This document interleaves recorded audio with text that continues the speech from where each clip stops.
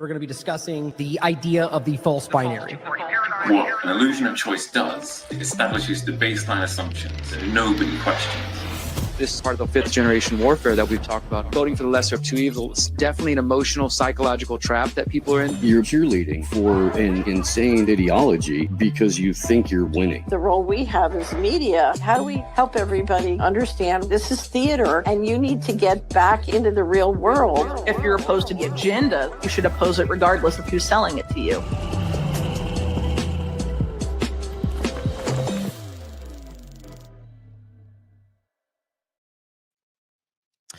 Welcome back to the Independent Media Alliance. We're here to have a very in-depth conversation about the nuance of free speech today.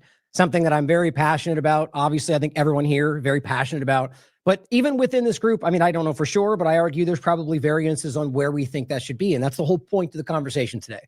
Obviously, this has become very, very relevant for a lot of different topics we could discuss throughout this conversation. For me, it's sort of like going back to the fire in a theater point, and or even today with the idea of political violence being what I kind of argue is the new hate speech. You know, violence is a thing, you know, speech, but it's the overlay to it, and where that line is drawn. You know, somebody making a joke about somebody doing something bad, or somebody saying that person should be hurt, and you know, the words are violence overlap and all of that. So that's the main point of today. So let's get into it in general. And why don't we just start off? Well, I know in the past we wanted to briefly introduce each other. You know, if you guys want to do that today, that's okay with me. If you guys want to say anything real quick, go ahead and go around. Sure, I'm not shy. I'll jump in. Jason Burmis, independent journalist, free thinker, and I'll throw it to Bros. Hey, everybody. Derek Bros here with the Conscious Resistance Network. Happy to be here for another IMA panel. James Corbett, CorbettReport.com, and I'll throw it to Charlie. Activistpost.com, macroaggressions.io. I'm Les Claypool, and I play bass. Happy 62nd birthday, Les. A little late. Good job. Appreciate it. Now, I actually don't know where the banner for our names are. Somebody point that out to me later, and I'll try to include that. But let's go ahead and start with, you know, what I think is kind of the best starting point, which is the fire in a theater. And I'll kind of kick that off, and where I think you know, for me, let me put it this way. I think this started with something that I already find to be a challenge on what the constitutional right is. And the idea that it became this kind of line that was drawn, which opened the door, the shoe in the door of the conversation of that allowance, you know, that words can be a problem in this circumstance, but then that becomes a nuance, right? And so I argue that no matter yelling almost anything we should get into, but just saying fire in a theater could be an accident, could be deliberate. Maybe you actually thought it, you know, either way, that other people are responsible for their actions. So let's get into that main point and you know, what we think about that and the overlaps to it. Anybody want to jump in? Go ahead. I'll jump in because I hate the fire in a crowded theater line so much. I have hated it since I first heard it when I was about 14. It is the most annoying thing I've ever heard on the internet. On the internet, it is the most annoying thing. Just think about what that means. It doesn't make any sense. It just throws open deliberate vagueness for anything to be classified as potentially offensive or potentially dangerous. There is no legal definition of fire. There is no legal definition of crowded. There is no legal definition of theater. What does it mean? It doesn't mean anything. And it will be used a lot, and it is used a lot. They can just say Twitter is the public theater, and shouting fire is saying vaccines are dangerous and that kind of thing. It is deliberately vague to give people a tool they can use whenever they want to use it, and I hate it. So I want to kind of throw in where my line is, okay? And I'm a free speech absolutist. Now, I think the question is, where does speech become either criminal, in other words, prosecutable, or you have the right to take physical action against that speech? And my argument is this: unless somebody is directly threatening your life or others around you, okay, with force right there, you don't have the right to take force against them. I would say that the one exception, if that person is an authority figure who is directing others to take force against you. In other words, the general that is saying you need to go raid that or take that from that person, and it is unjust. Otherwise, I'm sorry, words are not violence. You can say the most despicable thing about another person, about another entity. You can call for an organization to be burnt to the ground. You know, you can literally say, I want this person dead. And if you are not directing people to do so, that may be abhorrent behavior. Okay. But to me, that does not cross the line. And quite frankly, has never really legally crossed the line. They have constantly tried to take this idea of speech, especially in a public forum, to incite violence and the causation so that they can criminalize that later. I think that is extremely dangerous. And obviously, what Kit just said about, you know, there is no legal definition of what a theater is and can that be a public square, has constantly been exploited in the rhetoric, not just in the last, 10 to 15 years of cancel culture, but I would argue, you go back to the war of terror post 9/11 times, and you had the same thing. I'll give just one really quick example. Michael Reagan, who was Ronald Reagan's son, had a right-wing neocon talk show. Actually ended up having him on twice on this program for his work with veterans, I think on Memorial Day each year. He called for me and Corey and Dylan, the 3 Loose Change filmmakers, to be shot in front of a firing squad. That's his right. He had nobody that was going to come and shoot us. He had no way to get, us to be arrested or into a trial. We hadn't broken any laws. If he wants to be an ignorant jackass and expose himself, I'm all for it.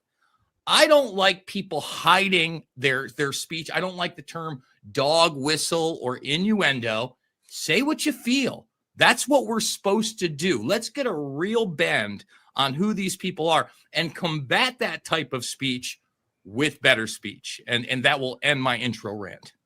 Well, no, I mean, that's the whole point, is that you combat speech you don't like with more speech and better speech. You don't do it with a billy club or a bullet or any of that nonsense. In the last 5, maybe 7 years, the term stochastic terrorism has been floated over and over and over. And it's one of the most nonsensical phrases that has been injected into the Western lexicon in recent memory.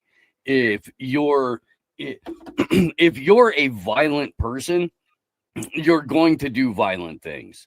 If you're a peaceful person, you're going to do peaceful things. Very rarely is speech going to be the thing that incites you to violent action. In most cases, it's violence being visited upon you first. And most people are reactionary. Most people don't wake up in the morning and go, I'm going to say the most insane, hateful crap I can come up with in order to provoke a reaction from people. There are bullies, sure, but 99 times out of 100, violence on the part of any individual is in reaction to what's been done.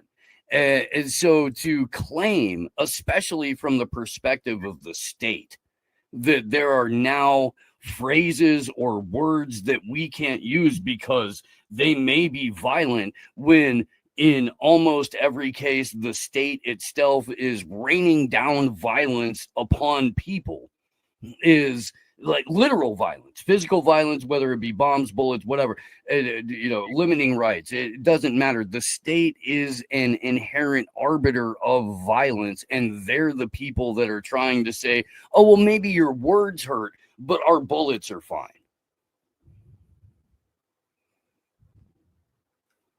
Whoever wants to jump in next.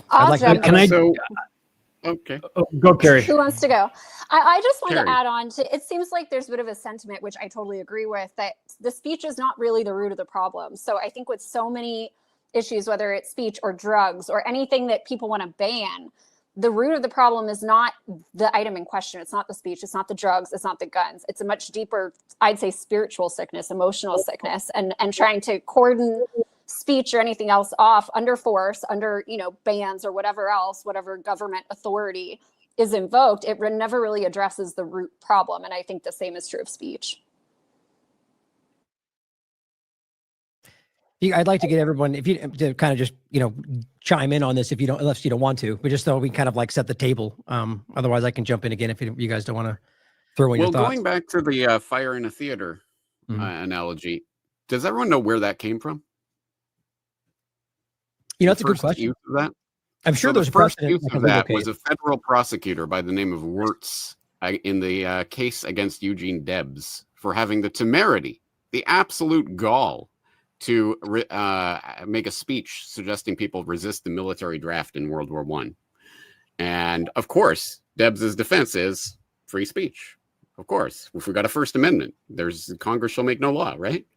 And so the federal prosecutor said, yes, of course, there's the First Amendment and free speech. But what about if somebody is yelling fire in a crowded theater? That was the first ever use of that analogy.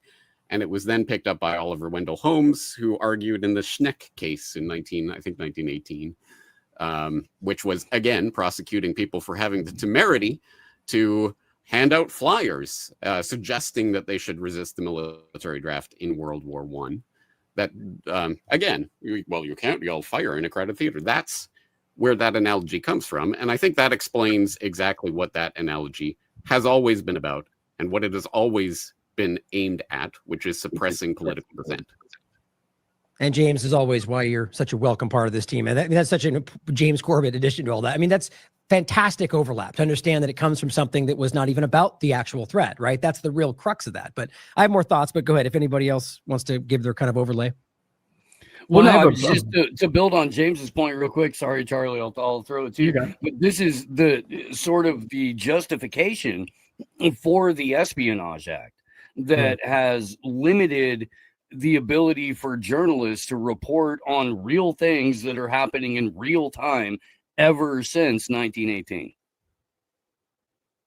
Charlie, go ahead. Sorry, I didn't mean to cut you off. Yeah, a place where these words are actually going to hurt us is in the designation of domestic terrorist. If you're using it to classify somebody like that, now we're talking about something totally different, where this level of speech in this current iteration post Patriot Act America, where Antifa is being labeled as a domestic terrorist organization. Now all of a sudden somebody starts going around calling you a domestic terrorist. That's a little bit more than just an insult. It might be a legal designation that could get you killed.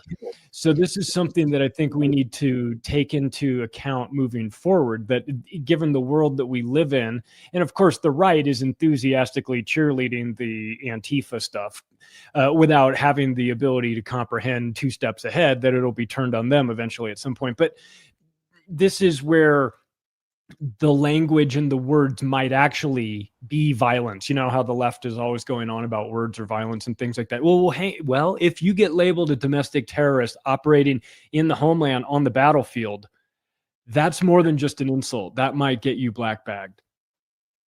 Well, I would just say this though, Charlie. I refer to a lot of bad people as gangsters, which they are. I called, Joe Biden, Joey B, for years before he had dementia. And you could argue that if I'm calling them a gangster, then you could invoke a RICO case against them. Or, in the laws of the streets, he could be taken out by another quote unquote gangster. I would be just very careful about what regular citizens are trying to designate. Now, if you're a government official or you're somebody in power in that arena of law enforcement, and that can actually be taken against you, okay. But let me say this. I also think that you have the right in the society, even though it is overly used, to sue that person for defamation. If there's somebody in that public arena and that gains traction that you are, in fact, a quote unquote domestic terrorist, I would hope that you could get them on libel, the same way that they got, libel case for that 16-year-old kid in the MAGA hat who had a drum beat against him, and all of a sudden everybody was calling that kid a white supremacist, right? So, listen, I hate the language. I hate the designate. I think it's totally and completely insane that you would label any group a domestic terrorist organization, especially one as quote unquote loosely affiliated as Antifa is. I was covering the anti-fascists back in 2008, 2009 at the G20 when it was the black bloc. And, back then, I didn't like people wearing masks. I still don't. It was one of the things that I thought was abhorrent in the whole COVID 1984 nightmare. I, again, feel like if you believe in your speech, you believe in your cause, let it show. Get out there. At the same time, you have the right to wear that mask. And until it crosses into the level of criminal behavior, trespass, destruction of property, etc., then it's not a crime. And by the way, those crimes are not terrorism, right? We have laws on the books. When I was in D.C. A few weeks ago to host that event, I went over to the George Washington Masonic Memorial because it had been somewhere that was really interesting to me. I'd been in the past. They had a big thing for Albert Pike in the corner. And I mentioned to the guy, I said, hey, what do you think about the Pike statue that was ripped down and Trump talking about it going back up? Now, I'm not for ripping down statues. I'm not for Albert Pike. At the same time, I don't think people did that.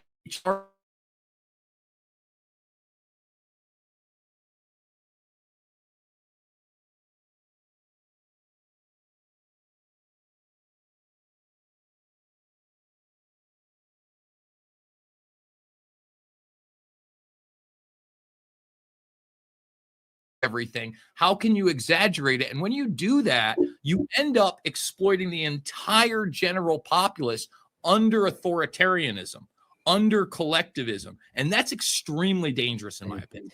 It's such a good point, Jason. And Ryan and I have talked about this plenty when he comes in on Tuesday. There's almost always, if not always, existing laws on the books that address whatever issue is being thrown into the media sphere at any given point. So if the laws already exist and you're now creating a new statute, you're now creating an additional portion to it, what you're doing effectively is sending a message to everybody else on the planet going, we have new ways to come after you because the ways that we traditionally used don't fit the narrative or don't fit the agenda that we're trying to push forward. Now, I'd like to give Roy a chance to chime in on his thoughts and kind of the origin part of this. But if we could, I'd like to focus on like the principle, because we'll get mired in the examples, which I do want to get into, like all that, because we all probably have 15 examples and how it's overlapping with policy. But where we started, where it was about the like fire in a theater and like the principle of, again, like I said, the absolutist, in my opinion, being a free speech absolutist means there is literally no word or sentences you can say out loud that means that you are, because you have absolute, your free speech can't be infringed. So where do the point we started with was fire in a theater. And if you wanted to, go ahead and chime in on maybe your thoughts on that basic premise. And I want to throw in some more thoughts. Yeah, I get what you're saying with all the examples. And I think ultimately what we're dealing with here, and I know this example has been used to death, 1984, George Orwell. I reread it this summer. I watched the movie for the first time, but it's basically they're bringing in globally in each country the Ministry of Truth, thought police. And so, today it's Antifa, tomorrow it's anti-Semitism. The next day it's going to be, the list is just going to get longer. And so hate speech is thought crime. And that's what they're doing. Essentially, they're legalizing these systems, Canada, Europe, UK, Mexico, you name it. And so I think that's really what's going on. And, when we were all kids, we didn't really have these problems. Right. I was just thinking about this today. Maybe people should be allowed to be racist. Right. But maybe there is that one exception of death threats. Who wants to be dealing with death threats? But I think ultimately what we're really dealing with here is the installation of the Ministry of Truth writ large. Boy, you live in Mexico. All of your neighbors are racist. Hilariously, casually racist. It's okay.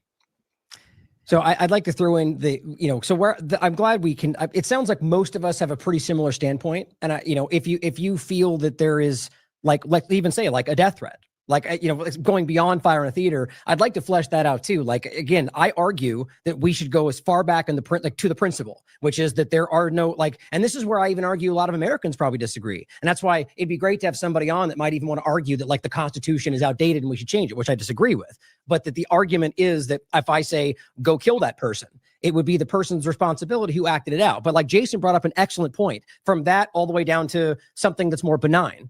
The reality that how this got manipulated was the argument that the government should get involved. Because the point is, as he points out, there's a legal process through which you can sue somebody for doing like something like that. And it's always to the discretion of the judge. Now, it could be obviously overturned if it's a ridiculous ruling, but judges can quite literally rule pretty much any way they want at the end of the day. And they could argue fire in a theater. You could argue as the theater owner, that guy said this and it destroyed my business. You probably win that.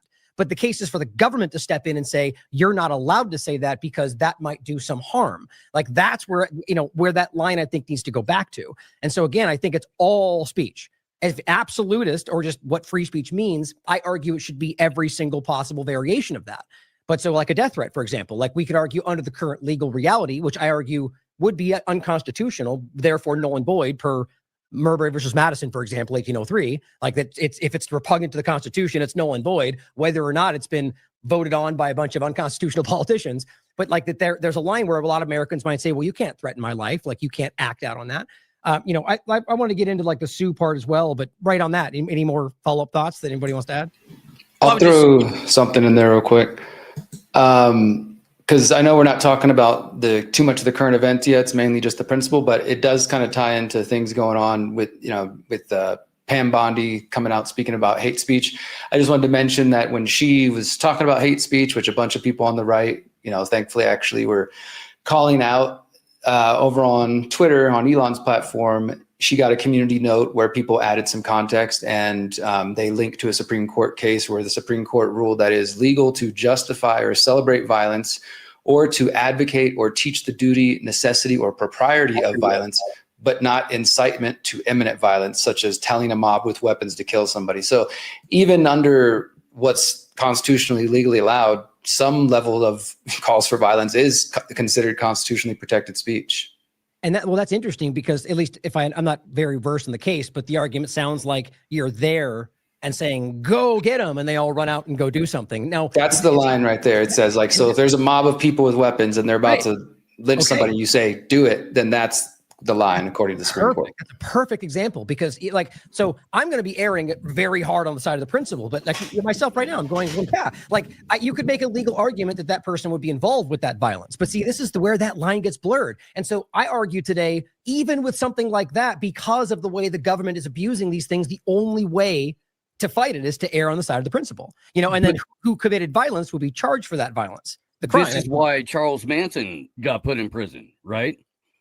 He didn't do any violence himself, but according to the state, he orchestrated, encouraged, and then, you know, provoked and ordered the violence. So that in and of itself should be viewed as a free speech case, as opposed to any sort of actual physical crime, murder, anything like that. It became a conspiracy to commit, and that's how the court system entraps other people. But it's a very, very fuzzy area. I don't know if anybody has any thoughts about that in particular, but that's the thing that popped into my head immediately. Well, that's great. It's a rabbit hole we don't necessarily need to go down right now, but the Charles Manson case was probably CIA all the way down to discredit the hippie anti-war movement anyway. So right.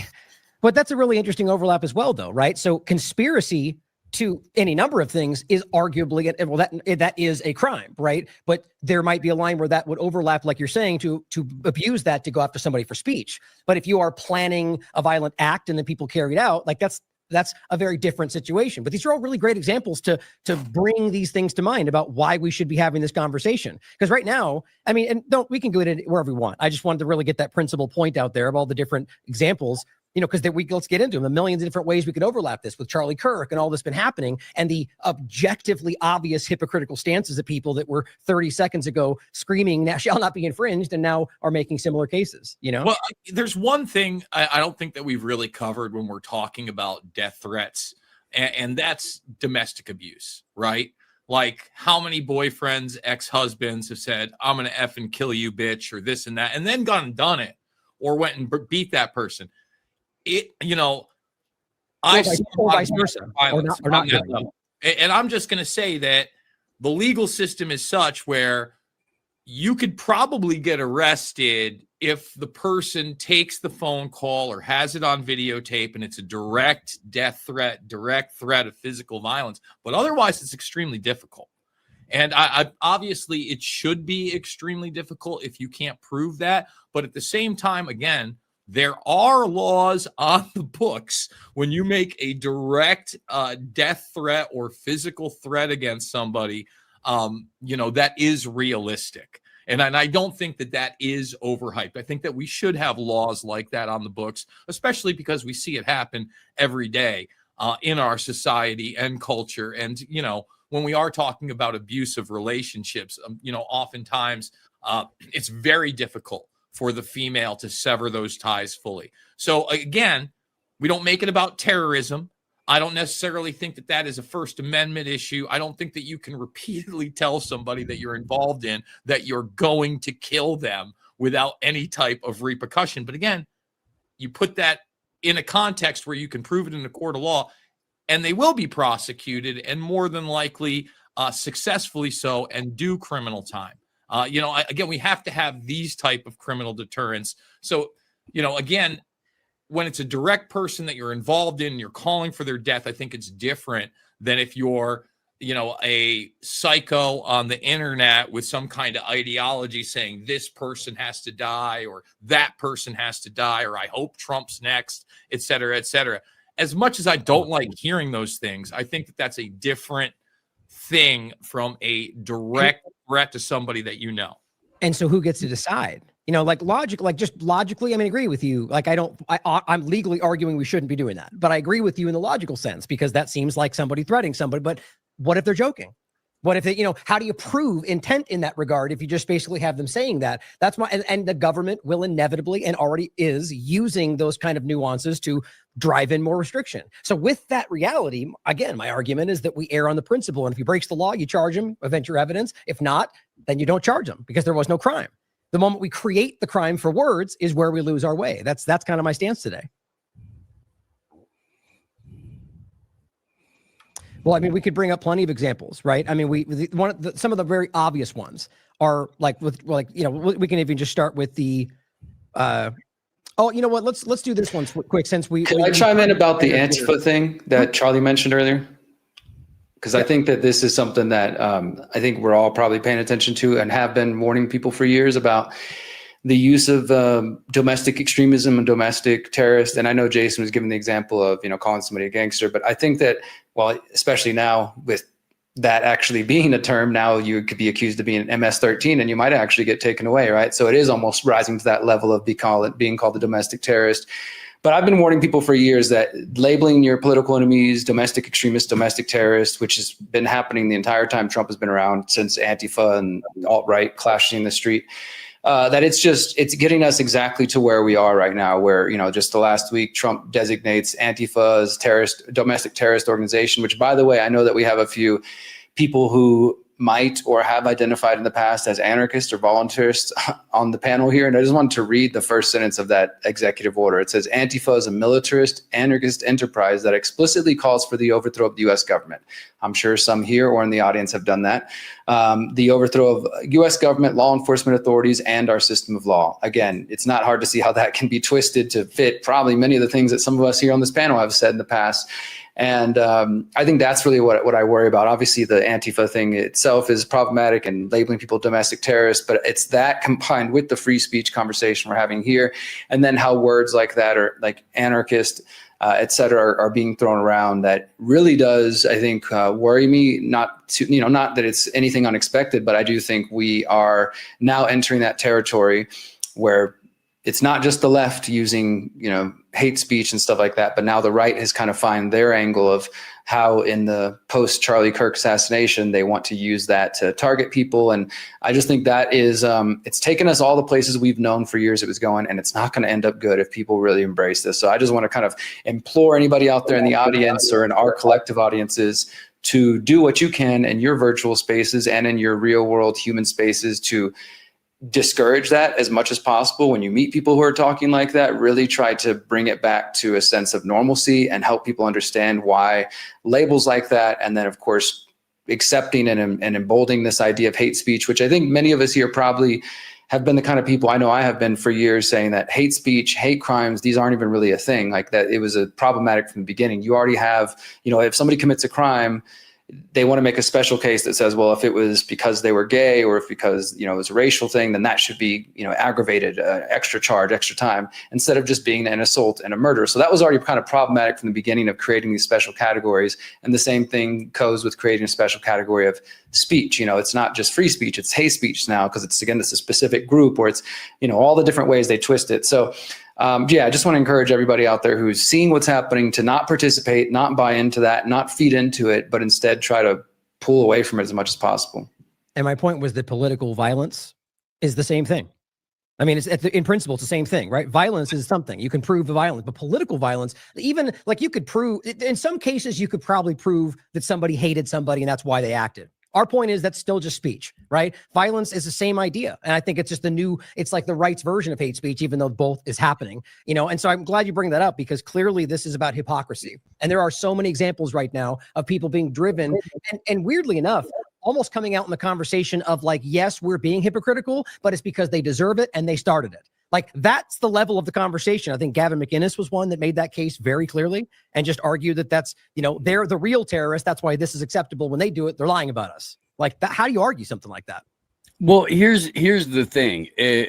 Antifa, according to all available paperwork and propaganda, is an idea, in the same way that the global war on terror was us fighting an idea, not an actual group of people. When Derek highlighted Black Bloc, yes, that's a specific group of people who all dress in the same uniform and all show up with a specific intent to do damage or violence or something. 5.5 years ago, Jason Burmis and I were standing in Washington, D.C., looking at a group of people who on one side was Black Bloc and people who would probably identify as Antifa. And then on the other side of the square, it was Proud Boys and people who would probably identify with people on the right. And me and Burmis are standing in the exact middle of this, going, which way should we turn? Because it was sort of a cordoned off like alleyway type of thing. And we knew that we were going to get flack whichever way we moved. But all of those people had 100% right to be there. All of those people had 100% right to air their grievances. Where it becomes legal, in my mind, is when somebody goes and runs and throws a fist or shoots or does whatever that then becomes actual violence. But two disparate groups of people shouting mean things at each other across a courtyard is fine as far as I'm concerned. But this does kind of bring up a larger problem, because now the state is attacking ideas that could or could not be manifest within an individual. And we've proven you can't fight a war against an idea. You have to have a physical embodiment of that idea. And that is now going to be disseminated throughout the populace. And it seems kind of the crux of that can lead to violence, right? Go ahead. Well, I would just say, going back to the hypocrisy, I think that's very much the point of what we're going through right now, because we're not actually seeing anything new. These are not new talking points. Pam Bondi says hate speech isn't free speech, as if she just had the idea, but she didn't. That's years and years old. It's not hate speech if it incites violence. It's not free speech if it incites violence. Like, we're talking about years old things. Even domestic terrorism was first invoked years ago and was freshly invoked just a couple of years ago by Joe Biden about January 6th, and then even about anti-vaxxers, because again, they weaponized the vagueness to be like, well, if killing 4 people in a building is terrorism, then isn't killing 500,000 children because they didn't get their vaccines even more terrorism? What the last spate of events has been about has been corralling the pro-free speech right back into the anti-free speech camp. So now everybody's in there, no matter what. Right. Maybe I'll just add that I think the technosphere, right? You know, we always had issues in the before the internet world with free speech and governments, but I feel like all of this is heightened because of the internet, because so many people can now put their thoughts online and have effect, you know, weaponize their thoughts. You know, I don't know if you guys mentioned the recent example of George Galloway coming back from Russia and being held up for about 5-6 hours as a, you know, thought criminal. So I think it's important to highlight the technosphere aspect and the difference between policing thought, which is what they're trying to do, and then using that example of the death threat. Like if I get a serious death threat, you know, I don't really get many death threats, fortunately, but if there's something serious where I'm in Mexico and it's like a cartel member sending me a message or something, then I will go to the police to deal with that act. And it's not so much about the authorities dealing with that, you know, speech online. You know, traditionally we'll go to the authority to deal with the potential violent act going around, you know, the internet. So anyways, yeah. Well, Hervoy, I'm glad you brought up the technosphere side of this, because this is potentially a point of discord that may exist amongst us. For one thing, I don't call myself a free speech absolutist, only because I think that might convey to people a misapprehension. For example, if I certainly don't think anyone has the right to come into my house and start scribbling on my walls. I don't think anyone has the right to come into my website and start scribbling on my website walls, my comment section or whatever. No, there is no free speech there. It is I allow what speech I allow, and I disallow what speech I disallow, and no one can stop me from that. Now, of course, if you put free speech absolutism in the context of government can make no law against this or that. Yes, of course, I 100% agree with you. But private entities on private property can absolutely make whatever speech curtailment they desire. And people entering into that private property will either agree to abide by that or agree to get kicked out if they don't abide by that. And well, can I ask you something? But that's a trust. Can I just finish this point? Because this is where the disagreement comes. This is where people start saying, but the government already is in bed with Twitter, so, or X or whatever it's called this week. So therefore, it's not private property. Therefore, the government can tell us what can and cannot be on Twitter, right? And that is where I fundamentally disagree. Well, that's what I think. Like, where is the line drawn when you're talking? Because I totally agree with you, right? Like, if I'm even on my YouTube channel or on my X account, and it's just something is just so bigoted or so crazy, I'll take it off. Or if someone's just spamming like pro-Trump and you know, it's the copy paste stuff, I just get rid of it. It doesn't even necessarily have to be bad. At the same time, does an entity like Google that has been, I mean, first of all, brought up through the intelligence apparatus, not only through InQtel, but NASA and DARPA, the National Library Initiative, that has all sorts of Defense Department contracts, that has AI contracts, that is in bed with them on quantum computing. Does that entity, because it's on the stock market, classify as a private company that can do what it wants, when in reality, it is literally financially, and when you're talking about, especially AI, authoritatively, a government organization? I mean, the question is specifically, can Google or Alphabet or X decide what goes or does not go on their platform, even if they are government sponsored or whatever? Let's get into this. The answer is I freaking love this. I'm absolutist on that point.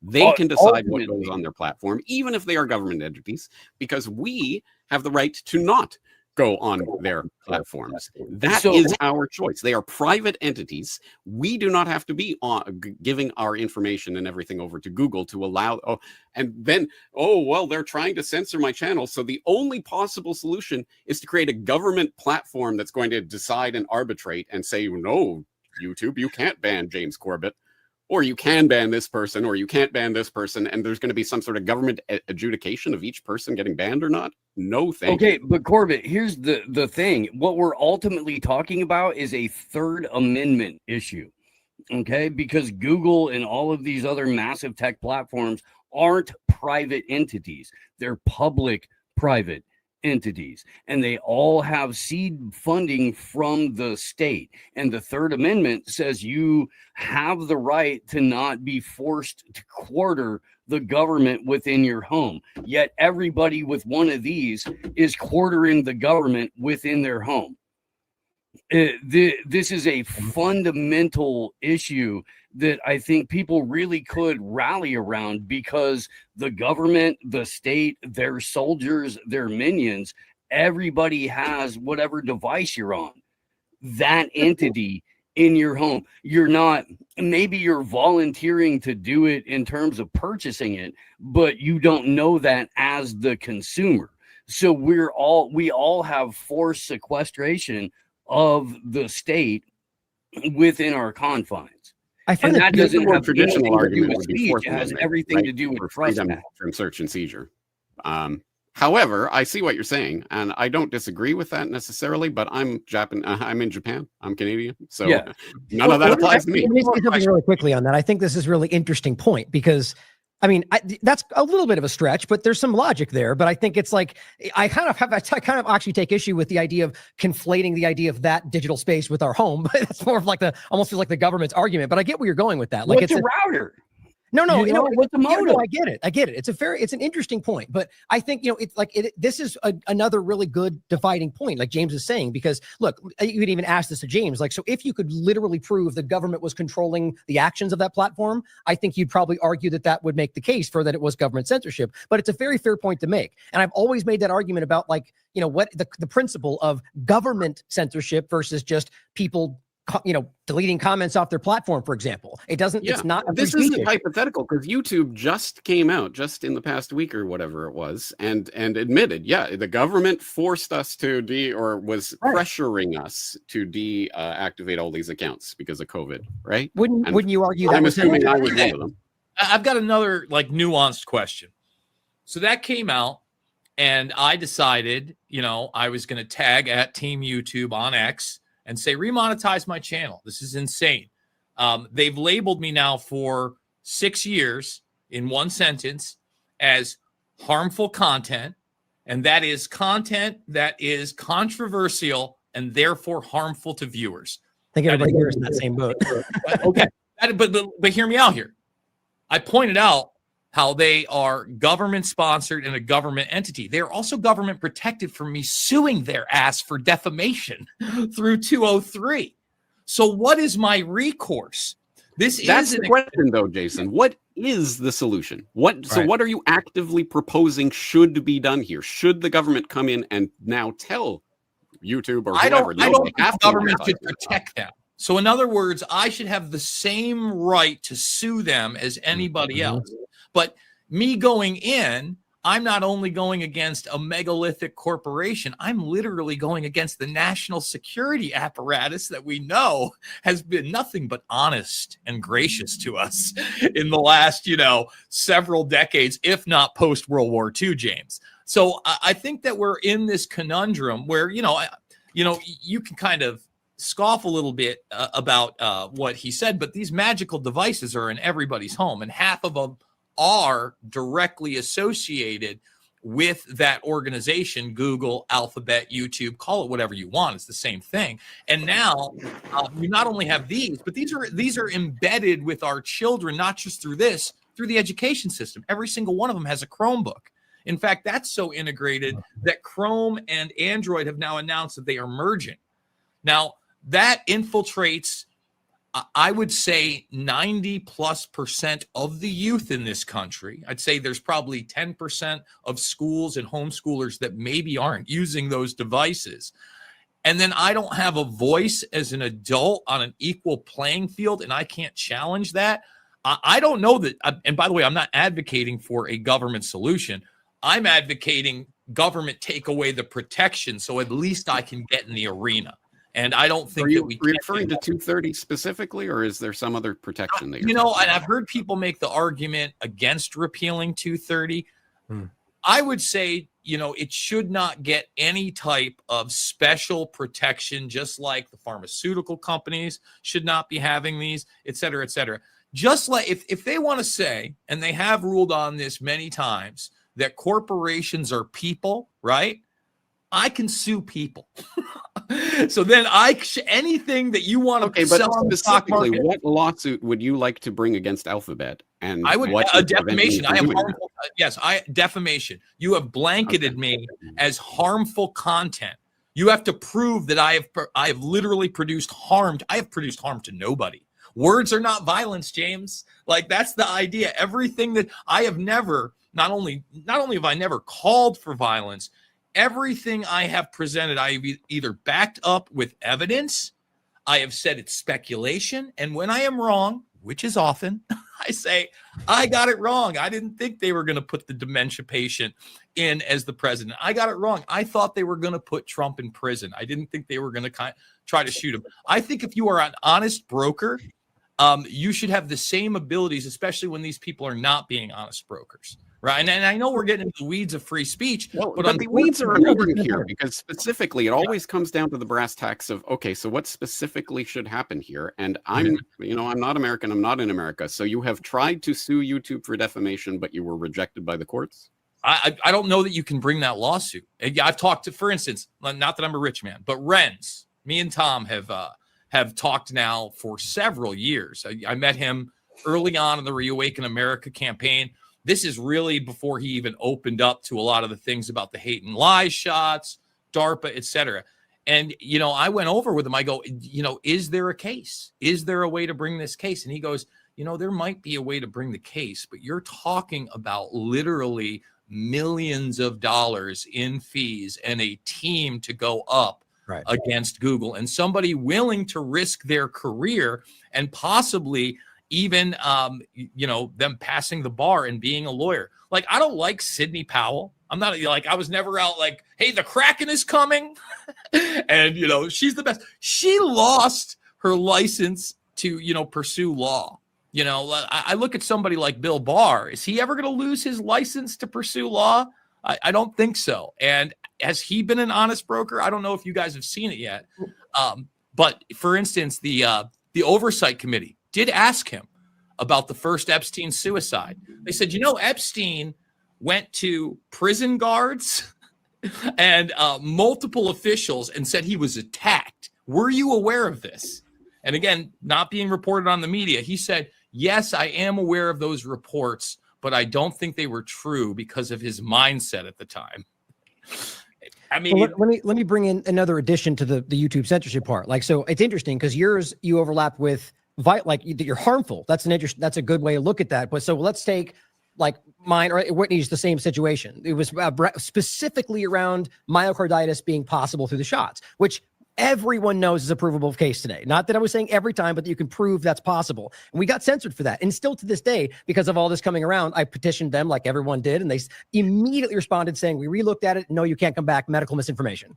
And so there's a very different case there, right? So to Corbett's point, it's I honestly don't know exactly what I think should happen. One thing I think you can prove is that the government's involved, right? So that makes it government censorship. Now, the company part of it being a private company, I think that that doesn't apply if we know government's doing it. But what am I demanding? Like you said, that the government should then allow it back. I mean, it's kind of I think the point is that new platforms that we should lean into, we should fight to not allow that overlap. But the dealing point should be the government being involved in any case. I don't think suing a company, whether or not the government's involved, is going to be I think our justice system, our legal system is wildly broken for people that don't have a lot of money. So it's a whole different conversation. But so that changes a little bit, right? So what do you think, James? What would be your solution if as a U.S. citizen in that situation, or, what you think would make the most sense? I don't know if I can imagine myself as an American, but I am a Canadian in Japan who had my channel taken down for years because they said, whatever, this is, unallowable content. And then after a few years, they said, hey, guess what? We were wrong. Oops, sorry, here's your channel back. Okay, yay, wonderful. So what's my solution to that? It is certainly not to beg the U.S. government to be some sort of adjudicator in this or something. No, obviously government interaction with these platforms is the problem itself.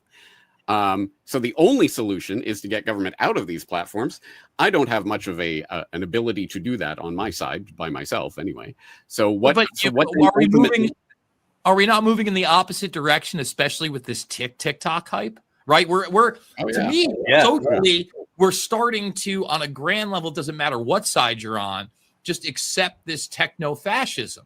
Which just handed TikTok to a CIA contractor that is a dyed-in-the-wool Zionist who shares information on the regular with the IOF. I mean, I totally agree with you. I mean, again, this is the big issue because, let me give you another news story that it's only on the peripheral. Are you guys aware of the Ehud Barak emails that got hacked with Epstein?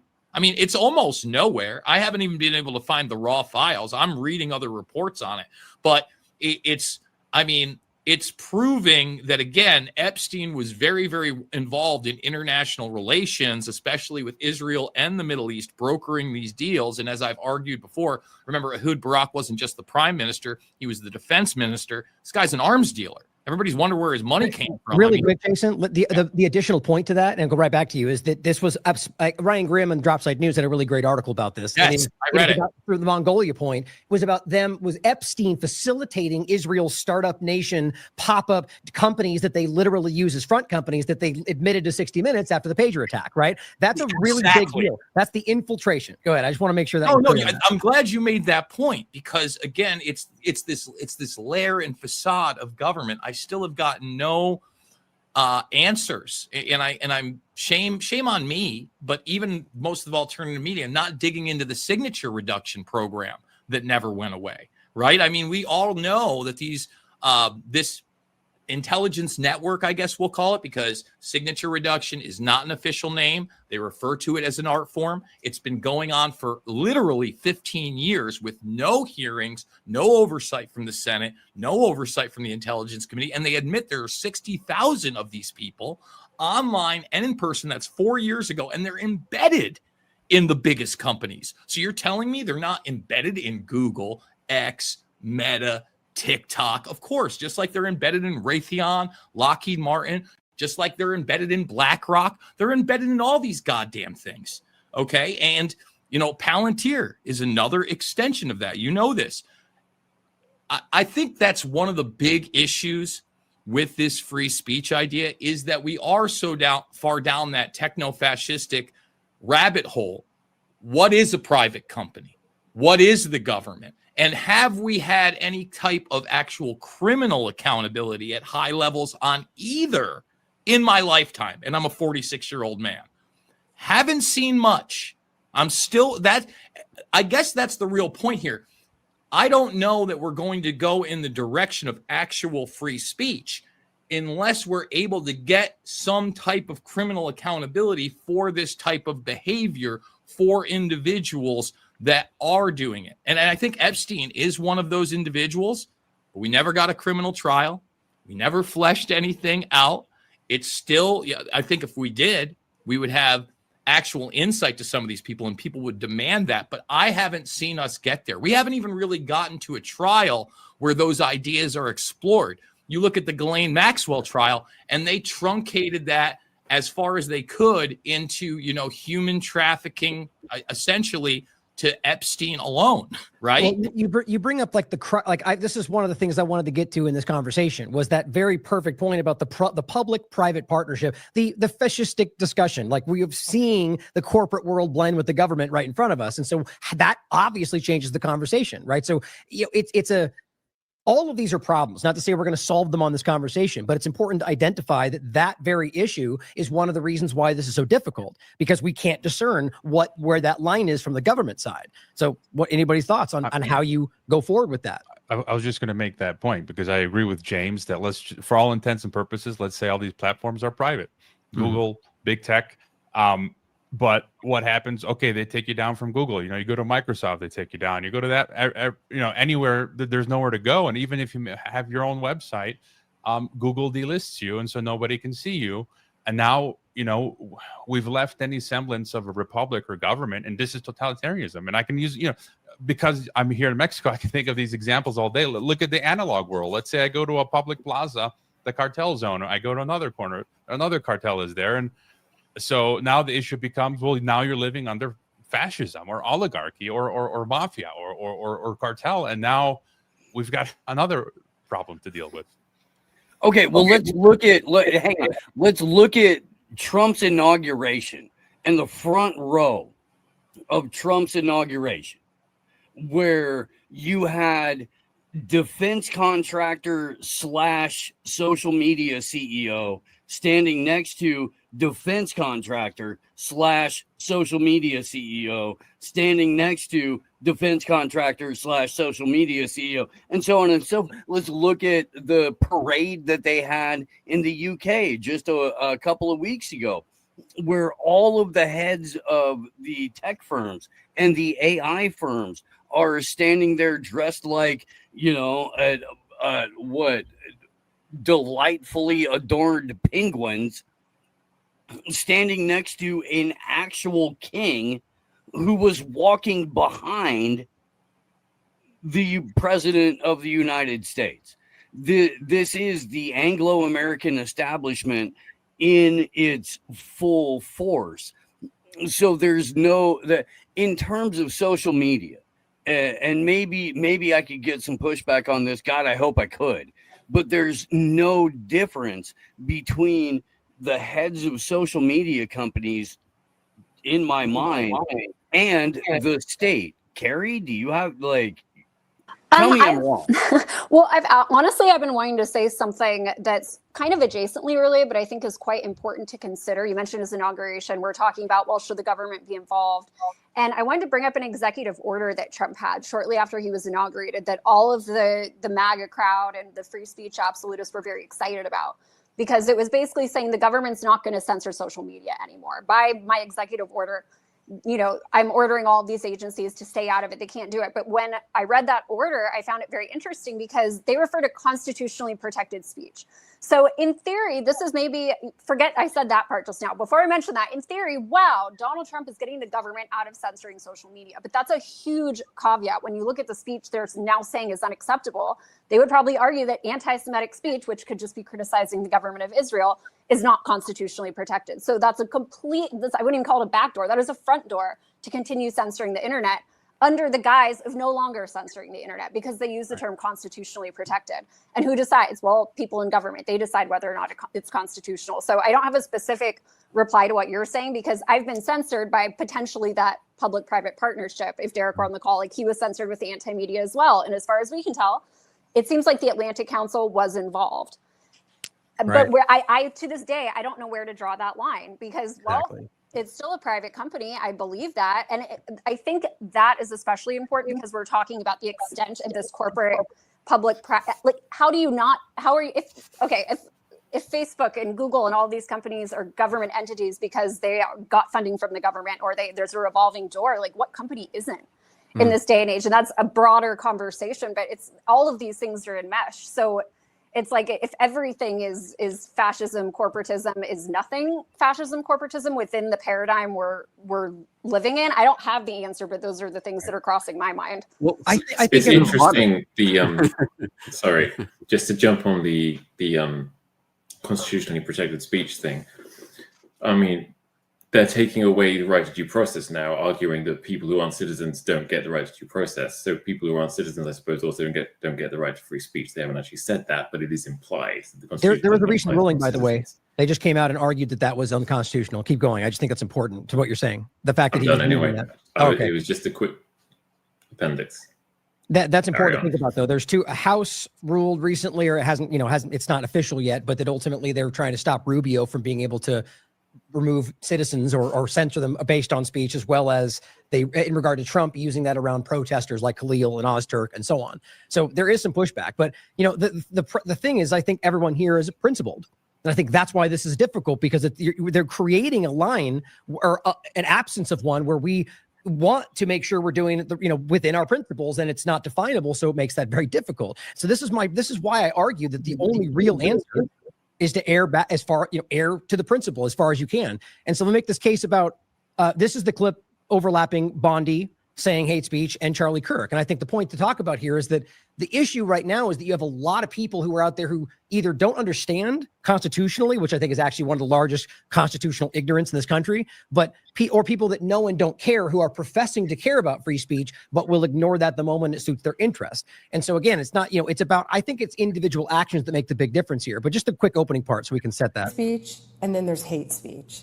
And there is no place, especially now, especially after what happened to Charlie in our society. My position is that even hate speech should be completely and totally allowed in our country. The most disgusting speech should absolutely be protected. Now he goes on and makes a bigger case, but just to put that out there, so there's thoughts on that. It's important because it's hard. We're in a situation where we're trying to have a conversation about the core point when 50% of the conversation out there we don't even agree on what that looks like or where that line should be drawn or what free speech means. So, well, let me tell you a place where I think the line was drawn in the wrong place. And I don't know what Kirk's position was on it before he died. In fact, I'd like to dig it up. But, again, Trump just signed an executive order saying you can't burn an American flag. Excuse me? That is insane. First of all, that's been shot down by the Supreme Court again and again, and rightfully so. And it needs to be, again, I'll say this again. If it is your property and you are not destroying something else from someone there, if you are not disruptive in a public arena, and if you are, if you're disruptive in a public arena, if they want to get you for something like that, great. There should be no law saying I can't do something with my property I own, even if it is a quote unquote symbol of this country. That is the wrong direction. And again, I don't know what Kirk's position was on that, but he would have had probably a good month, 6 weeks before he was assassinated to weigh in on that issue. If he was truly against, any types of censorship. And by the way, I am a guy that says hate speech, 100%, even if you think it's hate speech, we get to do it here. They could call people Nazis all they want. We're allowed to have real Nazis in this country, dancing around in the regalia. That's a thing. You're allowed to do that. Let's see what he says this right here. You want to read that? Yeah, this is an example of him. So this is Trump saying all federal funding will stop for any college, school, or university that allows illegal protests, which again, they decide what they deem illegal. And Trump's made it clear it's not about violence. He in LA, he put out the point that if people show up to protest, will be met with force. That, very clear. He said, Charlie Kirk responded saying, President Trump lays down the new rules on campus protests. No more federal funding for schools that allow illegal protests to continue. Now, this is well played because of the overlap of the school funding, but it's been Supreme Court's roundly ruled it, just like with the FCC point. If they say, or SEC, excuse me, if they say, they say if you, act on Jimmy Kimmel or else, and they do, that's still a free speech issue. But it goes on to say foreign students sent home, American students expelled, and so on, and no mask to hide identities and criminals. This is exactly spot on, except unless it's ICE today, different point. But so there's many of those where Charlie Kirk, I would argue, seems to contradict the stance he would say in that speech, but it's always because of the nuance, and maybe he was doing it with good intention. It's hard to say at this point.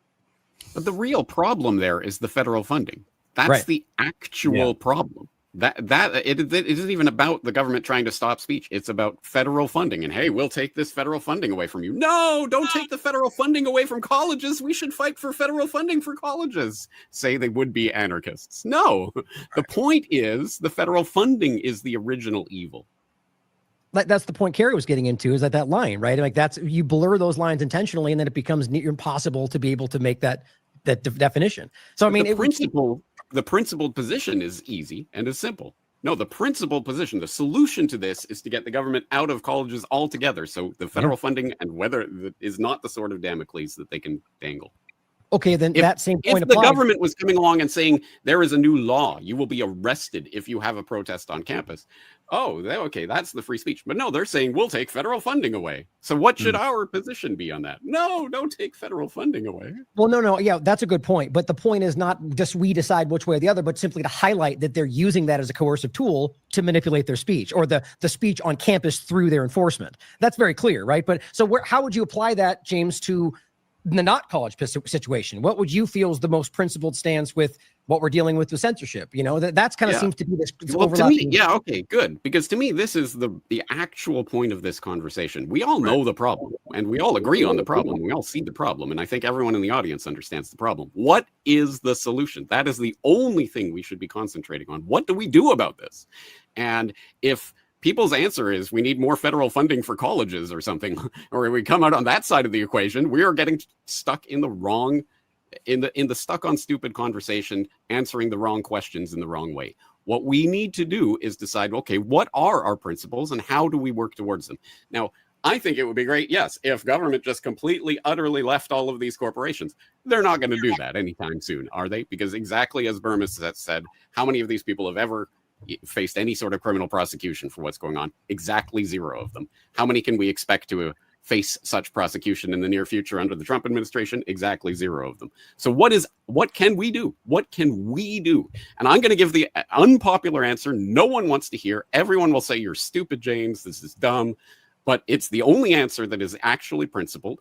And it is the answer of screw Google and screw Alphabet and screw X, screw all these companies. And why don't we start building our own infrastructure? No, you're stupid. That'll never happen. It won't work. You have to be on Alphabet. Everyone has to be on Alphabet. So now we need some government organization to tell Alphabet who can and can't be on. No, our power is to not be on their platforms. Our power is to develop something else. Speaking of which, how's Odyssey going? I thought we had an IMA portal now. Oh, well, on that note, it's just the updates in the group chat they're giving us is just that it's still working out bugs and so on. You know, when I update people, I simply say, I've been in this position, funny enough, with Super U in the past, where that exact problem was trying to be addressed, of a new platform building the infrastructure, where Peter put in about $1 million to build multiple places, then he mysteriously died. That's the actual story, by the way. But, you know, and not to say I don't agree with you entirely, by the way, James, but there's a lot more, obviously, of things are outside the legal reality that governments and powerful people actively do. But so the interesting thing is the government aspect in what you're saying, right? Which is that, like in that situation, what we're all talking about, the government, I think, is where you have to look for accountability. And like we do with everything else, like we need to hold them accountable, because the company, there's clearly fault and there's clearly dishonesty. But if you're a corporation and you're competing with other companies that are getting government one-ups, you're going to probably do the same thing. Like, so that you can argue government companies are not necessarily the issue in all of that, but the government that's doing that. So how do we hold the government accountable for creating the situations? And that's the only action we really have, to be honest, outside of what you're saying, James, which I do agree with. But that's going to take a while if it happens, if we get momentum. So how do we hold the government accountable for knowingly coercing companies to do so? I think there is mechanisms there. What do you guys think? I think you got to win in the court of public opinion first. I agree. And I think a great example of that is James Corbett, and the fact that he just had Ron Johnson on there talking about these documentaries that were you just got to keep kicking and screaming on every platform that's available. Let me give you an example. I don't know that we're going to win in actual court.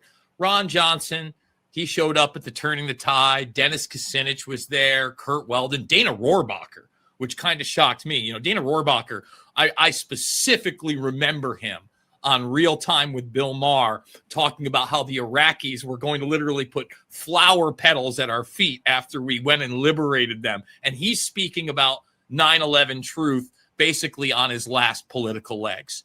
That's winning in the court of public opinion. Me being up at 2 a.m, hitting stand-up comedy full, watching somebody I've never seen perform, and they're making jokes about Building 7 and going, buildings don't fall that way. That's winning in the court of public opinion. The Tuckins, whether you love them or hate them. And I think he got like the first 10 minutes of that 5-part series completely wrong, and even like propped up John Antisev, the FBI handler that literally handled Ahmad Salam, who built the bomb that exploded in 93. Got it wrong. He's at least looking at this. I watched the second part. I thought it was actually rather good, a lot better than the first part. I'm going to be watching it week to week. But when I say winning in the court of public opinion, watch that Tucker Carlson, Sam Altman interview. I'm not accusing Sam Altman of anything, but it's the first time in my lifetime that after somebody died suspiciously in a huge corporation and business, that the CEO of that corporation was asked about his suspicious death several times on behalf of the family. That means we're moving the needle somewhere. The fact that Altman even sat down with him, that's moving the needle somewhere. Look, Peter Thiel, another example. Him having to go on Rogan in that podcast bro push at the very end for the Trump administration. Again, I don't think Thiel was being an honest broker, That's moving the needle. Okay. I'm just saying that's what we just got to continue to do. I never thought that the Epstein issue was going to be the one that brought at least, what they call the left and the right together. I really always believed it would eventually be 9/11. And maybe we can get to that level, but we have to exploit that the best we can as honest brokers. In other words, we utilize the tools that we have. James, I'm with you. I wish we'd already built better tools, right? I wish minds.com, we talk about social media, took off in the manner it should have. I wish Rockfin was able to do that. Charlie, take it away, bro. Outernet, John Sneisen. Those of you who know John, I met him in 2019 at an Acapulco with you, James, actually. He is part of a team that has built a product called Outernet, OUTERR.net. And I'm the wrong person to talk about the technical aspects of anything, but it's private communication in a way that he could explain more fully. And there's an opportunity for us. He just messaged me today. There's an opportunity for people who are looking to be investors in that. So there's an opportunity to do something solutions-based, maybe even investment-based, maybe even change your entire life. Or not. I don't know. I don't know what the product's going to be, but there are people out there that are actually doing, and it's inspiring, and it makes you want to be involved in it. And so John Sneisen is somebody that had he been here, he would certainly talk about one of the solutions that he's working on. And I think that's, he's the anti-InQtel. He's going to be funded by us, not by them. I think this may be unpopular in this group, or maybe possibly even in this group is what I meant, but I hope not. But I think we're winning. I've said that a lot. I don't mean winning in every possible sense, but I think what we're seeing is what you're saying, Jason. Like, when have we ever seen that? Like, when have we ever seen the independent media, like, genuinely setting the conversation points? Like, it's almost like they're responding to everything, somewhat mainstream alternative media, but nonetheless, the same kind of, that's a reaction to us being in that position. So, I think that's, like, hypothetically, let's even say, maybe we're already there. Maybe we already have a majority, maybe 51% of people that are like, yes, we see the problem. Okay, what do we do? Right? So what we do is we thunk our dick on the table. That's what we do. And I'm sorry to say it so crudely, but sometimes you just gotta put it down, and you have to go. I actually do run shit here. Scared carry away. And everybody on this panel right now runs shit here. James Corbett is considered a prophet by many people because he was out there way in the early era of the internet going, this is what's happening, this is what's coming, this is what you can expect. And my brother, you have been proven right time and time and time again. In fact, when people are like, are you black pilled? Are you white pilled? All that. No, I tell them I'm Corbett pilled because I've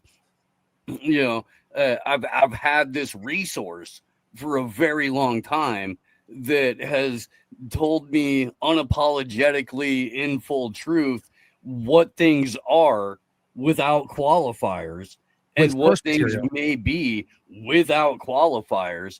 And that's honestly the most respectable position I could ever imagine in my entire life. And so we have a huge database of people who have been legitimately, I guess to put it in a baseball analogy, calling balls and strikes as they come. And so it's a matter of messaging. So what does the thunk look like? Like, so we know that. So that's what I'm trying to get at. So you said thunk on the table, right? So what are we talking about? Like, what is the action? We already know this, man. Derek Bros, who was here earlier, talks about this all the time. It's understanding that technology is inherently a part of our life. And it's very difficult to decouple from that. But you can do many, many things in and around that, maybe even in spite of that. First and foremost, you can grow and produce your own food. What you can't grow and produce on your own, you can have a handshake relationship with the people who do that in your area. We have a gentleman who comes through the show very frequently, Texas Slim from the Beef Initiative, who is working very hard to make sure that people have a handshake relationship with their rancher. But it extends beyond that, because once you understand what food is and where food comes from, you have a kind of a building block opportunity to understand that, well, information in and of itself doesn't happen because the state tells you, or CNN or Fox or MSNBC tells you. There are things that you can do that it falls, I guess, to trust but verify. And so I'm one of those people who believes that we're living in an era of unlimited potential and unlimited opportunity in spite of everything that's being thrown at us. I just want to say that in no way, I just want that part be the conversation we get into. Steve talks about these things all the time, just to make that clear. And so, but let's hone, and all outstanding suggestions. I think that's in a broad sense, but how do we hone in on the free speech point? Because I honestly, I'm not saying I even have a solution to it other than what I believe we should be leaning into, which is just the principle and every way err on that side, even if there's bad consequences. I really want that to be something to think about. But so what are our solutions? In addition to ones we've laid out. I talked about utilizing the tools. I think we also have to lean into the politicians, unfortunately, that are consistent. And they are very few and far between. But Massey is the man. I watched Thomas Massey, and he is principled. He doesn't seem to bend the knee. He's anti-war. He doesn't sit up there and say, oh, well, we're going to give an exception to Israel or this nation or this ideology. He's pushing extremely hard on the Epstein files.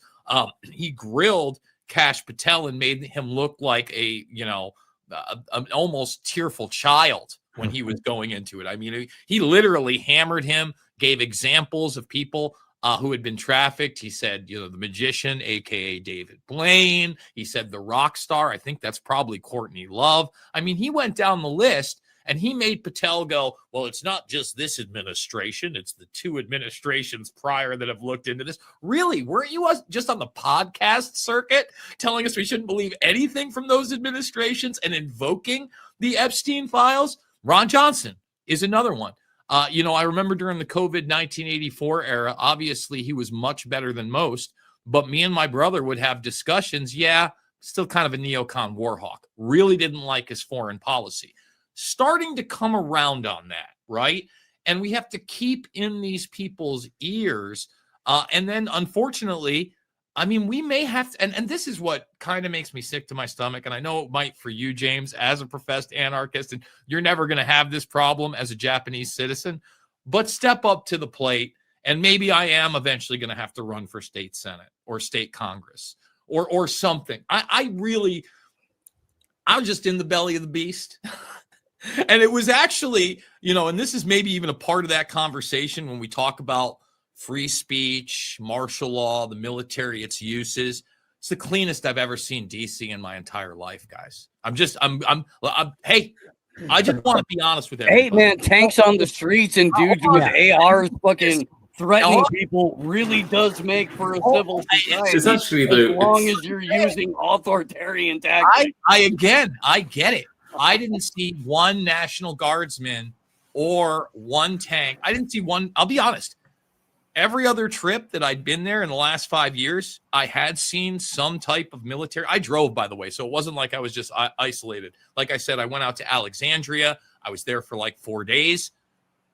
The homeless problem was totally gone. But it's not gone though. You have to if we're talking about, I understand. I'm just saying it's a middle ground of them occupying the space that criminals would otherwise occupy while they're militarily marching to the streets. Now, but again, I didn't see the military there. That's my point, Ryan. Yes, but you know the point though. You know that they know that they're present, and that's why people are going, I'm not going to go do this because they're fucking going to arrest me. Oh, excuse me. I think it's, I'm thinking it's AM wake up all of a sudden. I don't just as I was driving down there, right? I had to drive. I drive through Chicago on the way through the Midwest. So the big hubbub was that the National Guard was coming to Chicago. My friend Cristian T. Harris, he covered it. I haven't talked to him yet. I have not seen it in action yet. So I am not going to make a judgment, but I am going to be honest about the result there. And I know that I went away from us trying to be part of it. But listen, if we don't want that type of action, and we are talking about solutions, and we're going to have to become the government, guys. No. Okay, hold on. I had to push back. You can argue. I'll support you. You want to do that? Like I supported Derek. I'll support you. I just don't expect me to vote for you, right? I don't think that's how it's going to work. Again, I'm just saying. No, hold on. Make a point. Yeah. The point about what you're saying in regard to the location. It's not a solution. It's first of all, it's shockingly unconstitutional. So there's not even, if we're arguing the solution in any way is violating our rights, then that's the whole crux of the conversation. That's not the solution. That's going to lead to more problems. But I think the reality is that, like, even looking at Portland right now, you realize, even the claim is it's an unlawful, war-torn, and the reality is they've arrested 4 people, most of which were bumping up against people in a protest. That's the legitimate reality of the numbers right now, and they're telling you that it's overrun. So that's military in the streets, in the water. So Washington, D.C. was a military deployment, and whether or not they're marching through now, the reality is they're well aware. Like, I all simply argued, like, I think it's obvious, once they officially move on, people will go back. Maybe it does decrease the crime. I'm not going to deny that, but it still does not mean that the cure was worse than the solution or the problem. That's always that idea. But I think that it will probably go back to much of what it was before once they realize the enforcement's out of the way. But it's wrong either way, in my opinion. I mean, it possibly could. Again, I'm just showing the results there. One of the other things that I did notice, and this is just going to be like kind of far off, I've never seen more Muslims practicing Muslims in DC in my life. And I know that a lot of people have seen the stuff in Europe, etc. I only say that because this is the first time in my life. I went to 2 Walmarts, one in the heart of DC and one in Alexandria. And I kid you not, first of all, not that whitest person in the place. And it wasn't Hispanics or Mexicans. It was literally Arabs speaking Arabic. I mean, the vast majority of the people that were working there were women in hijabs.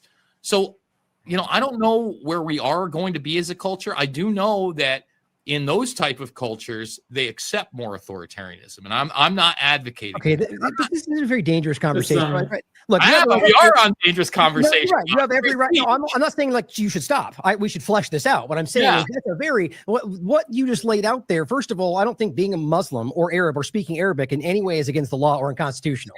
And so whether or not there's a lot of Muslims is that's what's being used right now to frame somehow that we're being overtaken and all, which, hey, I understand the reality of weaponized migration. My point in this regard, when I see Loomer, for example, my personal opinion, and we're back to the free speech.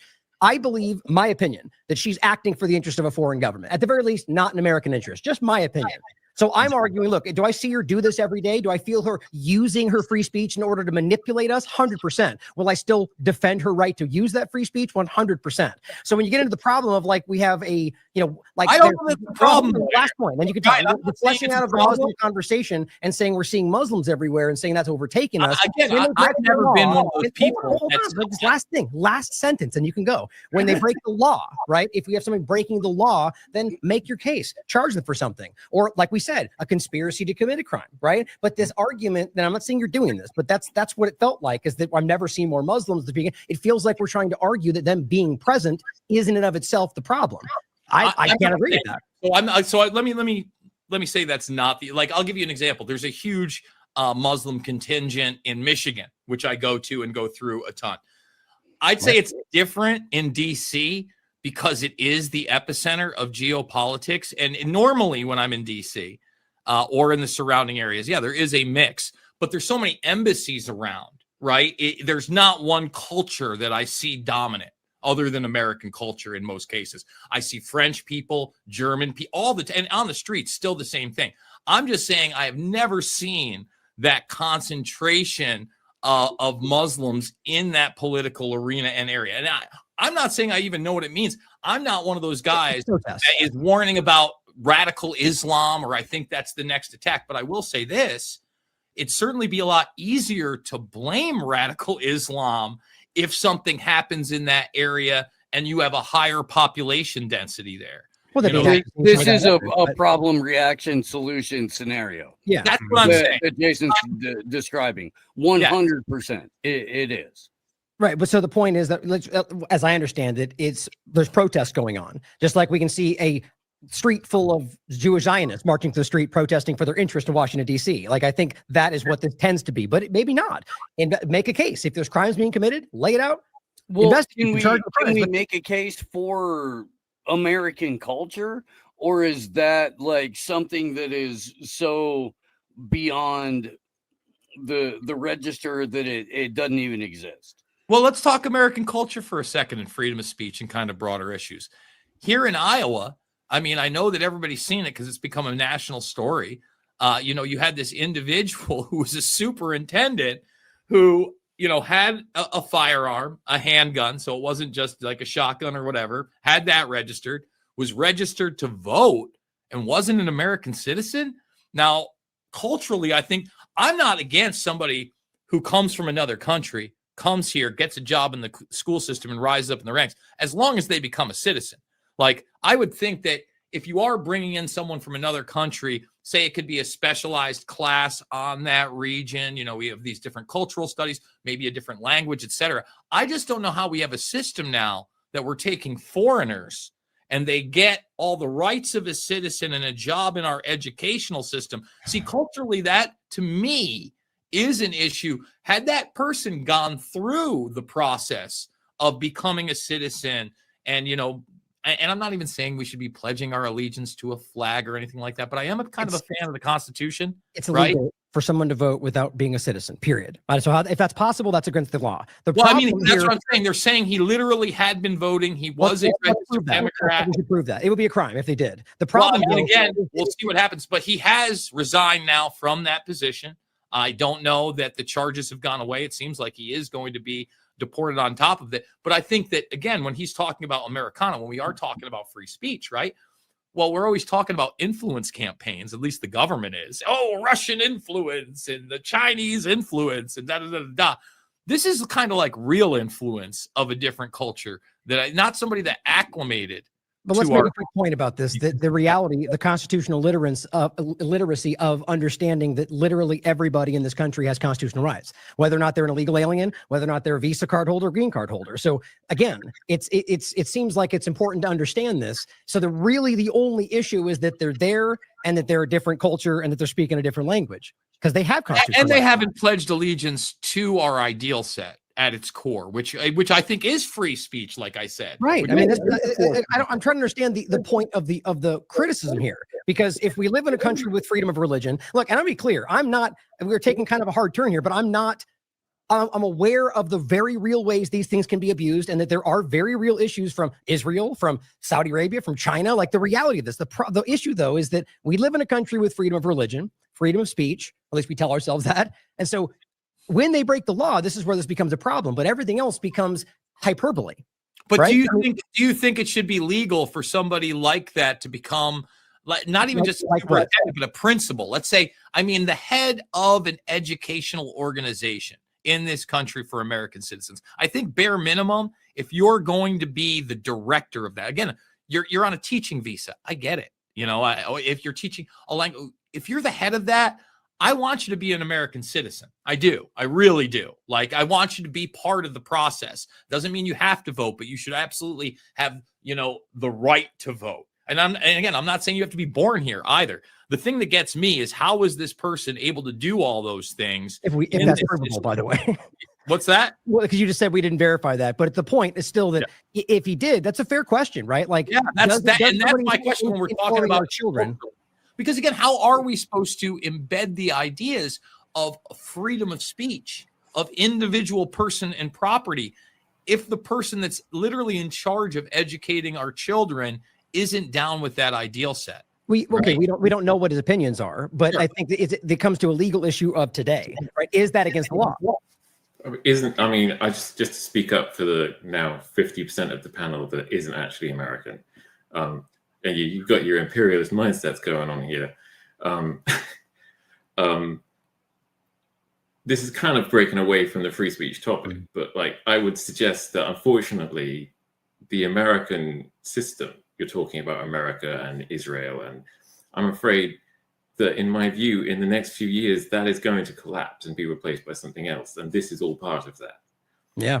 I can agree I with mean, that. there will be a transition away from the American empire, and it will be the main power in the world will become something else. And this will be sold to most people, including most Americans, as a good thing. I get that sense too, to be honest. Do you think that can happen without a major casualty event, I would say, or maybe the right kind of political assassination? For instance, right now, I look at the Kirk assassination, and my biggest fear is some type of quote unquote retaliation from the other side that indiscriminately kills people, right? Well, I mean, potentially, no, I would agree. There must be, like, if you look at the transition of power, for example, historically from Britain to the US, people would say that the episode around that was World War II, essentially. Mm-hmm. But the transition wasn't then flagship or even necessarily deliberate. So you could sort of argue it's different. I don't think, no, I think the collapse of the US when it comes will involve an awful lot of casualties, one way or the other, whether that becomes just from a collapse of infrastructure, like you saw in the collapse of the Soviet Union, where there were millions of casualties that weren't, taken out by bullets. There was just a complete collapse of all social infrastructure. And I could see that being done.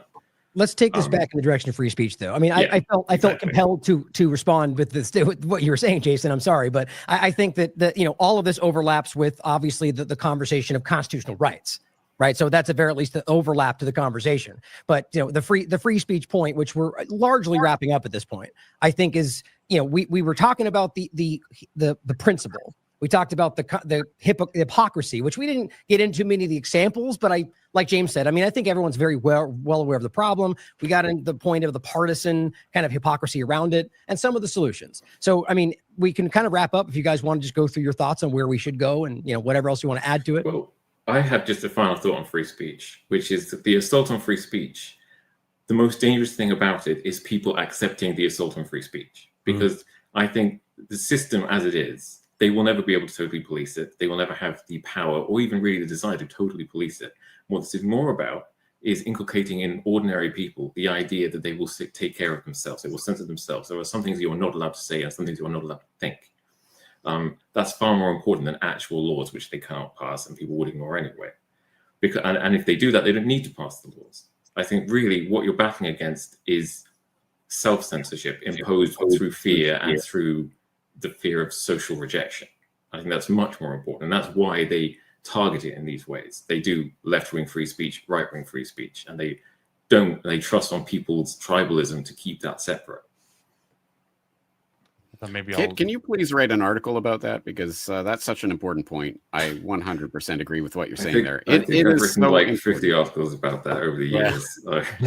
It just comes up. Write one specifically said, James, here's that article about that thing. And then I'll republish it at Activist Post. But no, can I just echo what you're saying there? Because 100% the point of this is the point of even the media covering with every single, oh, look, the British police just knocked on someone's door over a tweet. The incessant coverage of this is to embed in the minds of the public two things. One, you're going to get the police called on you if you say anything naughty. And two, also to embed the idea in people's minds. Well, when we take over the government, we can do this to our enemies, thus normalizing it. So it's that double-pronged approach. And we need the third alternative way.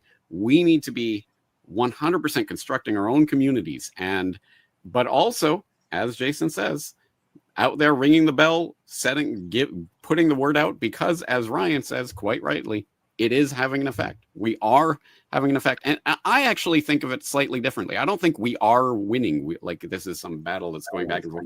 I think the power has always been ours. The power is ours.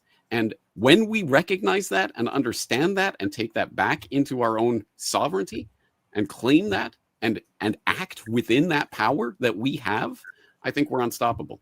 But the entire point of the enemy propaganda is you're weak, you're pathetic, you're powerless, you can do nothing. All you can do is come and groveling on bended knee to ask YouTube to monetize your channel or whatever. Nope. Our power is our decisions, what we do and what we say. And we have to spread that message 1,000 times farther than the propaganda can go. And one small addition to that is, so 100% agree with everything you're saying. Then what we see is not just the fierce self-censorship, but the other side doing kind of like the same thing on the other extension of it, saying, well, they started it.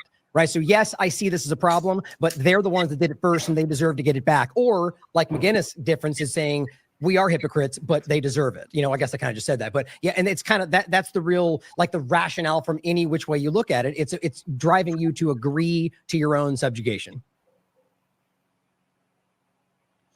I guess I'll jump in. I totally agree with James on this idea that we can't play the victim. Unfortunately, I think victim mentality has really been pushed, especially with the youth. I see it within my own family. It makes me very, very sick. It also is associated with these identity politics that are there to separate us.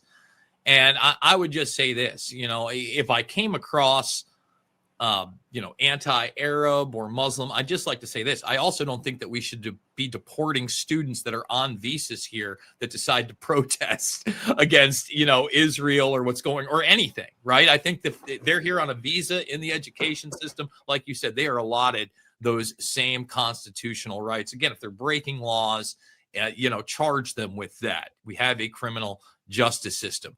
But I think that the only way that we continue on with this is challenging that again and again. When, somebody that you agree with on 70 or 80% of things starts chanting, no, I'm so glad that we can't burn the flag in, this country, get those commies. You have to explain why that's a dangerous ideal set, right? You have to explain to people why you can't have this blanket rule that you're not allowed to criticize this government, this race of people, this religious belief. No, you get to criticize anything and everything. You get to be wrong. All right. We're allowed to be wrong in this country. You have to bring that back as well. So look, I think it's going to be an eternal battle. I've said it before. I'll say it again. I barely know what's happened in the last 46 years that I've been on this planet. I don't have any severe religious or ideological set other than good and evil exists. And I'm sorry, but the repression of speech, the outright authoritarianism of taking that away is pure evil. That's it. It's evil.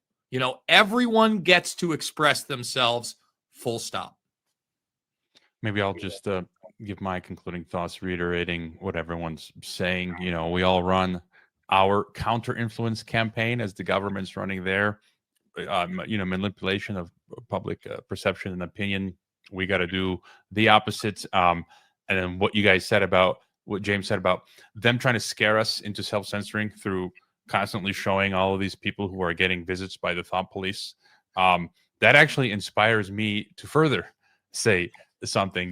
Before I went to Croatia this summer, I was, should I retweet Richard Medhurst? Should I retweet George Galloway or Graham Phillips or Clarenberg? I actually printed out one of the EU Constitution articles because I'm an EU citizen, and it says an EU citizen is allowed by the EU's own articles, which they don't even follow, to travel with their non-EU family members.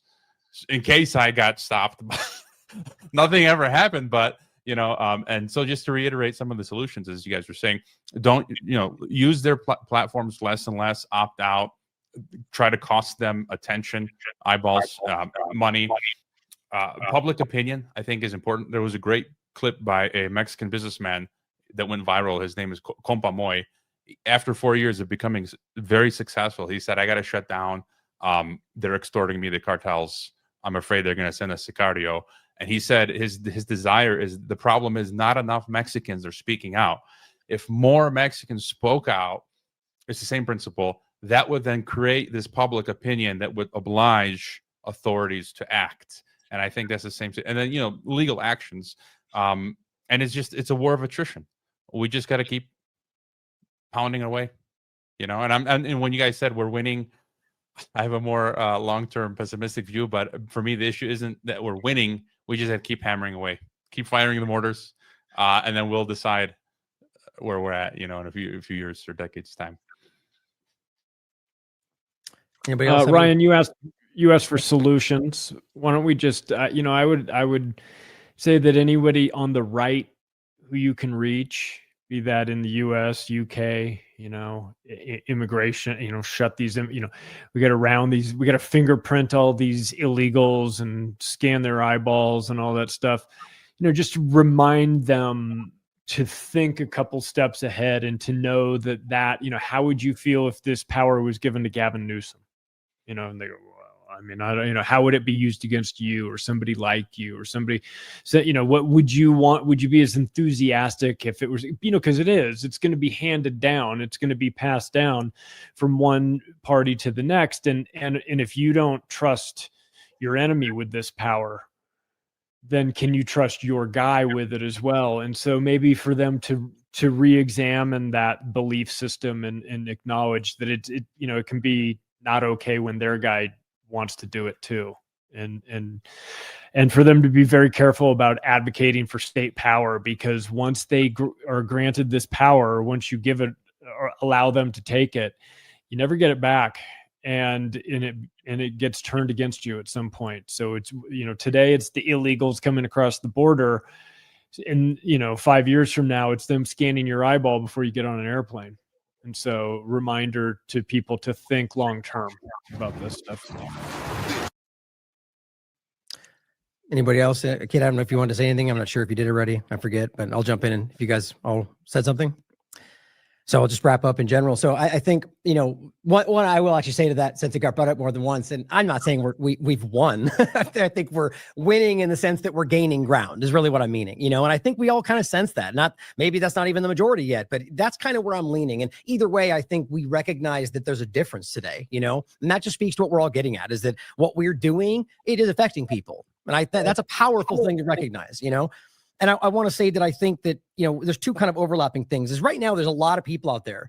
Well, I will say too that, like I've been saying often, that I don't think the left and the right, like the mainstream alternative media and the mainstream media framing each other, I don't think that represents most Americans anymore. I think things have shifted, and now they keep screaming about the left does this, the right does that. And there's leanings, but I think that's changing. And I think that there's a lot of really just good people who believe that they're fighting for the Constitution, who maybe don't understand it enough, or who are misled, or are rationalizing why it's okay to stop it now for X, Y, and Z. But let's not I think it's important, and I think we all here do a good job at this, but out there, don't immediately assume somebody's fighting for the wrong reasons or a partial or part of the, give people the benefit of the doubt in regard to these kind of ways, and let them prove themselves out, right? Like engage with somebody is my point. Say, hey, have you thought about this? Do you understand this part of it?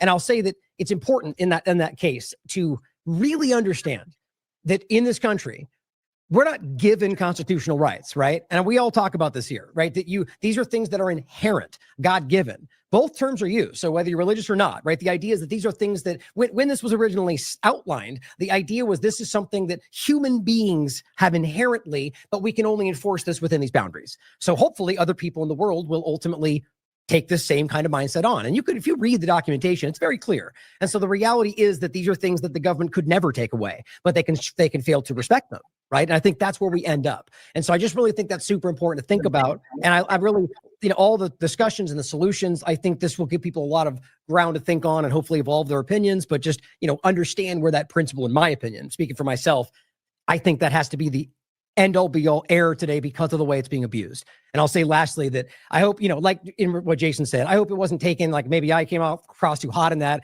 I feel like the ideas are used very manipulatively out there, not even to suggest that's what you were doing, Jason. And so I just think it's important to have that conversation. I love Jason to death. We still love each other after this because the point is it's an amicable. I love you too, Ryan. Well, this is important though, right? Because, and I've been on your show in the past where we get in a little bit of heated conversation. The point is that we will always, I'd like to believe, and I think we all agree, be amicable after this and be like, okay, I'm glad we had that conversation. I think we, reached some different opinions and people can think on it for themselves. And that's the whole point of the Not argument, me. right? I'm cutting all of you off. I'm never talking to any of you ever again. Goodbye. Right. Just because you said it like that, I just got to give just a personal story really quick. Okay. Go for it. And if this is at the end, this is the craziest thing to me. My mother called me a few days ago, Friday, to let me know she had a heart attack on Monday. Now, it was a silent heart attack. She went, got it out, left ventricle. My uncle had a heart attack the week before. Now, my only way to get to that part of the family is usually through my cousin. and she had disconnected her Facebook. Now, I thought that she disconnected her Facebook because maybe she didn't want to deal with everything. Her father was sick, etc. And my mother goes, no. She did that because she did a post on Charlie Kirk. And I go, so? She goes, well, she's married to a black man, Jason. And I go, so? And then she goes, well, she's got black children, Jason. And I go, so? And then my mother says, and I'm going to tell you right now, I have no context what she wrote, okay, or what the responses were. My mother says to me, well, Charlie Kirk was a racist. And I literally lost my mind on the phone. And I just started screaming at my mother. I'm like, Mom, I don't know where your brain is at and where your kid's brain is at or where my family's brain is at. But I had a lot of disagreements with Kirk. I never saw him or heard him say anything that was racist. And I often, you know, my brother called me basically right after he got shot, before he was announced dead. He was worried because Tucker Carlson was actually supposed to be at the event and be presenting, and I was going to be introducing him. He wanted me to be okay. And I just thought to myself, not only back to that Reagan thing, but how many people would have cheered 20 years ago if I got my head blown off in public, you know, for speaking out against 9/11? How many would cheer now? I had people in the chat literally saying, I hope you, here's to you catching a bullet like Charlie. And it really disturbs me that that kind of poison has infiltrated my family's mindset, that somebody that, whether you disagreed with them or not, was willing to have the conversation was somehow inherently racist. I hope we can get beyond that. Sorry, I had to jump in. No. I think that's important. And especially since the whole idea is that I will even add on top of that, that those people, on my point, would have the right to say that. And that may be that may be contentious, and because there was no crime outside of that idea, but that, you know, you may feel threatened, and that maybe you can sue them. And I think that gives a little bit of a final point on where we might discuss that. And I'll even add to the point that I think it's a subjective point anyway, right? What we always talk about, he can say whatever he wants. Some people thought what he said was racist. Like even the DEI point they point to, you could argue that there's a level of racism there, but I argue his point is about the DEI point and hiring not the person who has the best for the job. You know, so it becomes a very nuanced thing. The whole point is that he can say whatever he wants, you know, and the idea is that we have a right to listen or not. And that's kind of the crux of the point at the end of the day. And I hope we can think about where that line should be and how that being open allows the government to take that action that I think we all disagree with, right? So anybody else, any final thoughts?